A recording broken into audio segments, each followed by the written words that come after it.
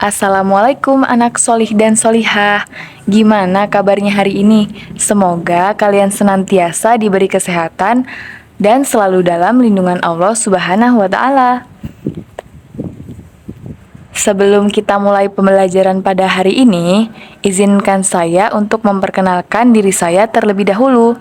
Perkenalkan, nama saya Siti Solihah dari Prodi Pendidikan Agama Islam semester 4, kelas A2. Dari Universitas Islam Tribakti Lirboyo, Kediri. Anak solih dan solihah, hari ini kita akan belajar pendidikan agama Islam. Nah, sebelum kita memulai pembelajaran hari ini, kita akan membaca doa sebelum belajar terlebih dahulu ya.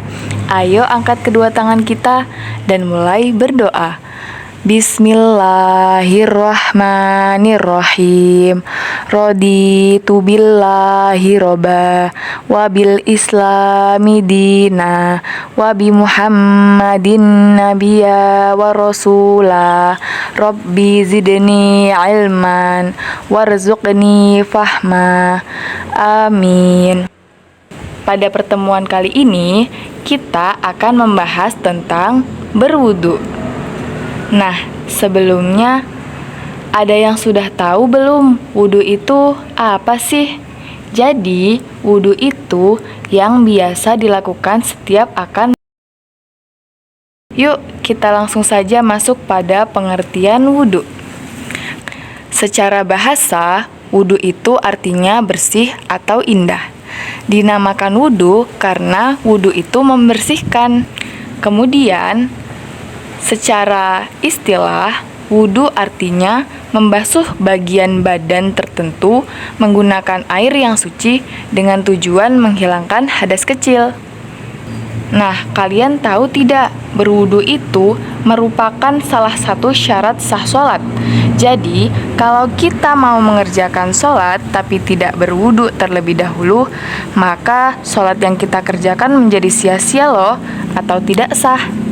Maka dari itu, kita harus tahu ketentuan-ketentuan dalam berwudu. Apa saja sih ketentuan dalam berwudu itu? Yang pertama ada syarat wudu, kemudian rukun wudu, dan yang terakhir hal yang membatalkan wudu. Syarat berwudu. Syarat merupakan sesuatu yang harus dipenuhi sebelum melakukan ibadah-ibadah tertentu.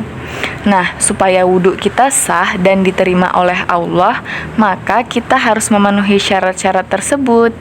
Apa saja sih syarat-syaratnya? Yang pertama, beragama Islam.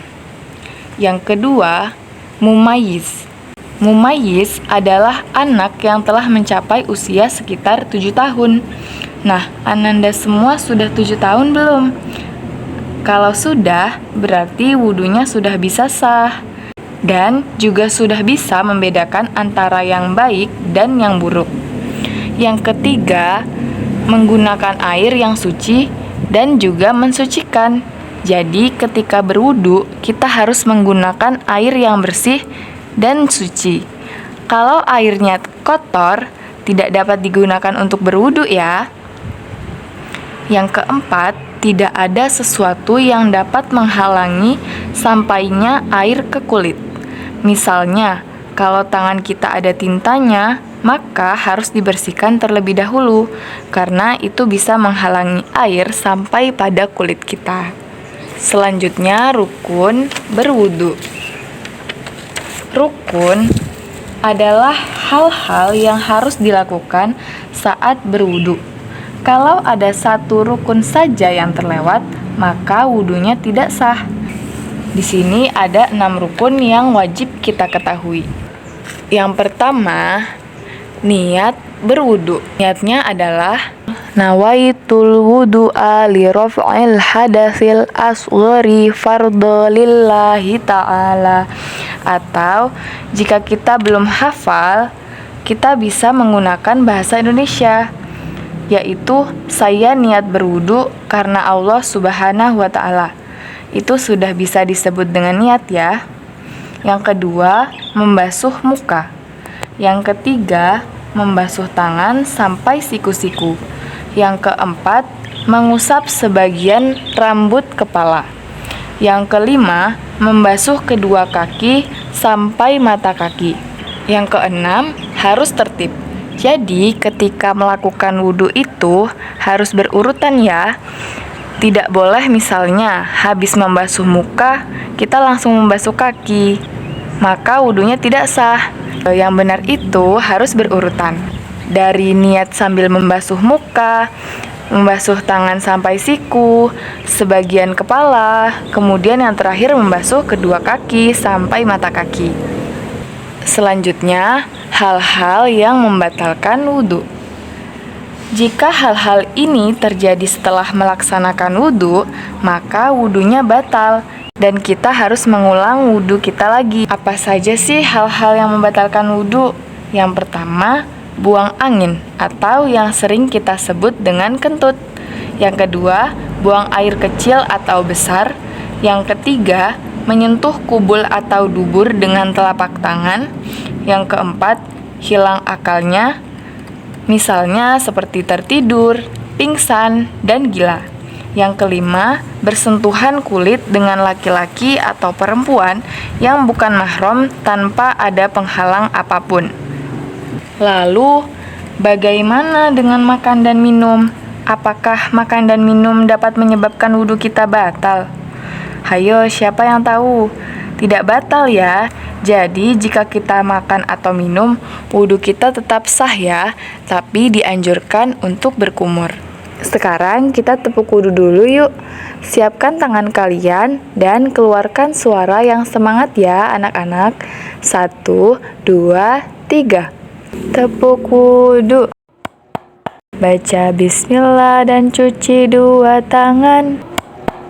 Kumur-kumur basuh hidung, basuh muka. Tangan sampai ke siku, kepala dan telinga. Terakhir basuh kaki lalu doa. Yuk sekali lagi ya. Kali ini sambil menggerakkan tangan kalian. Baca basmalah sambil cuci tangan. Kumur-kumur basuh hidung, basuh muka. Tangan sampai ke siku, kepala dan telinga. Terakhir basuh kaki lalu doa. Doa setelah wudhu. Bismillahirrahmanirrahim. Asyhadu an la ilaha illallah wahdahu la syarikalah wa asyhadu anna Muhammadan abduhu wa rasuluh. Allahumma ja'alni minat tawwabin wa ja'alni minal mutatahhirin. Setelah menyimak video ini, saya harap kalian mampu untuk mengetahui dan memahami apa saja syarat, rukun, dan hal-hal yang membatalkan wudhu, dan bisa mempraktekannya di kehidupan kalian sehari-hari. Marilah kita akhiri pembelajaran pada hari ini dengan membaca hamdalah bersama-sama. Alhamdulillahirabbil alamin. Sekian dari saya, apabila ada salah kata, saya mohon maaf yang sebesar-besarnya. Saya akhiri, wassalamualaikum warahmatullahi wabarakatuh.